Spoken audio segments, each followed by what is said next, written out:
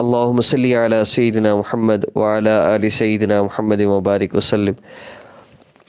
اپ coming وظائف کی list میں ہمارا حمل کے لیے وظیفہ تھا، جو پریگنینسی کے لیے جن کا حمل نہیں ٹھہرتا ان کے لیے، یا ٹھہرتا ہے حفاظت نہیں ہوتی ان کے لیے، کوئی بھی مسئلہ ہے اولاد کے حوالے سے، تو اس کے لیے ہمارا آج کا عمل ہے۔ عمل کی ترتیب کی طرف بڑھنے سے پہلے عمل کی اجازت کے لیے ہمارے چینل کو سبسکرائب کر لیجئے، بیل آئیکن کو پریس کر لیں اور عمل کی ترتیب کی طرف بڑھتے ہیں۔ اس عمل میں آپ نے 2 رکعت نفل حاجت کی نیت سے پڑھنے ہیں۔ ظہر مغرب عشاء کے بعد نفل پڑھے جا سکتے ہیں۔ ان نمازوں کے بعد آپ 2 رکعت نفل حاجت کی نیت سے پڑھیں۔ تہجد کے وقت بھی نفل پڑھے جا سکتے ہیں۔ تہجد کے وقت آپ 2 رکعت نفل بھی پڑھیں۔ یہ نفل ضرور پڑھا کریں، ہر اس نماز کے بعد جس نماز کے بعد نفل پڑھے جا سکتے ہیں۔ اس کے بعد آپ نے کیا کرنا ہے؟ اس کے بعد آپ نے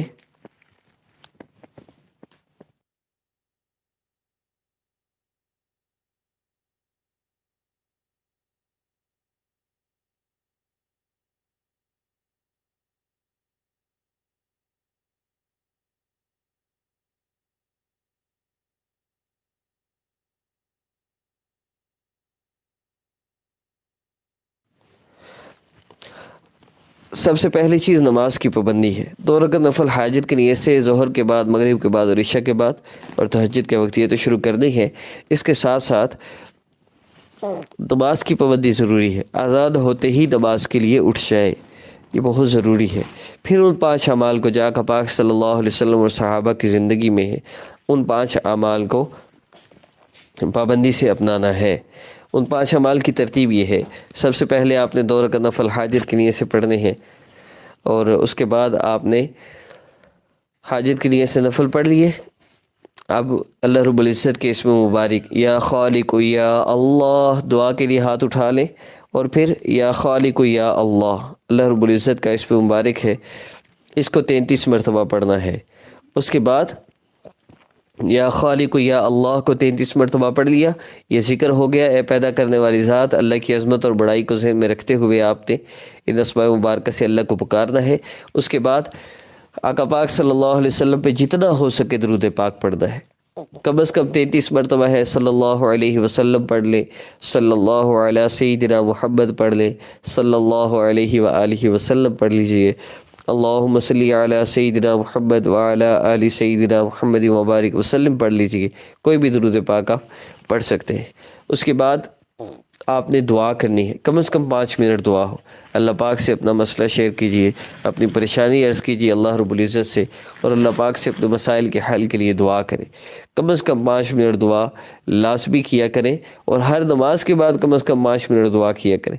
دعائیں جب بندہ مستقل کرتا رہتا ہے، اللہ رب العزت کے قریب ہو جاتا ہے، اور دعا یا مقبول ہوتی ہے یا محفوظ ہوتی ہے، رد نہیں ہوتی۔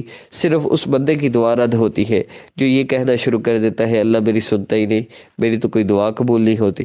اس بندے کی واقعی نہیں ہوتی، اس کے علاوہ باقی سب کی ہو جاتی ہے جو بندہ دعا کرتا ہے، فوری ہو جائے۔ دوسری چیز ہے کچھ وقت بعد ہو جائے۔ تیسری، اللہ رب العزت وہ دعا قبول نہ فرمائے، اس کی جگہ کوئی پریشانی مصیبت دور کر دے۔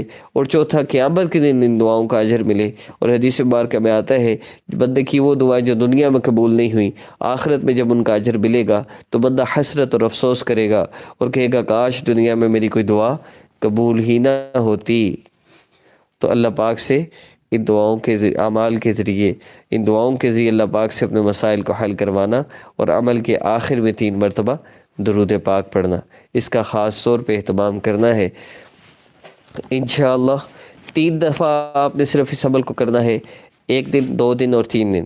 ایک نماز کے بعد، کسی بھی کے بعد بھی آپ کر لیں۔ باقی نمازوں کے بعد آپ نے صرف 2 رکعت نفل حاجت کی نیت سے پڑھنے ہیں اور دعا کرنی ہے۔ یہ وظیفہ آپ نے صرف 3 دفعہ کرنا ہے 3 دن کے اندر، یعنی 1 دفعہ 1 دن میں، دوسرے دن اور تیسرے دن، یہ 3 دن عمل ہوگا۔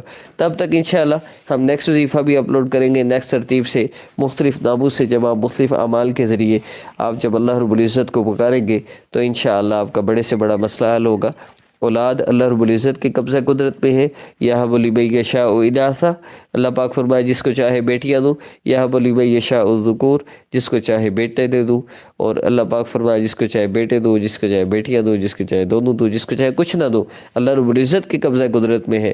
اللہ پاک سے ہم نے مانگنا ہے تو اللہ پاک ضرور انشاءاللہ عطا فرمائیں گے اس اسم مبارک کی برکت سے۔ اللہ آپ تو پیدا فرمانے والے ہیں، آپ تو تخلیق فرمانے والے ہیں، آپ ہی میرا مسئلہ حل فرما سکتے ہیں۔ اللہ مجھے اولاد کی نعمت سے نواز دیجئے۔ اللہ پاک سے مانگ لیں، انشاءاللہ آپ کا مسئلہ حل ہوگا۔ اللہ پاک سے دعا ہے اللہ پاک ان سب کو جن کے اولاد نہیں ہے نرینہ اولاد عطا فرمائے۔ اس عاجز کو اپنی دعاؤں میں یاد رکھیے گا۔ السلام علیکم ورحمۃ اللہ وبرکاتہ۔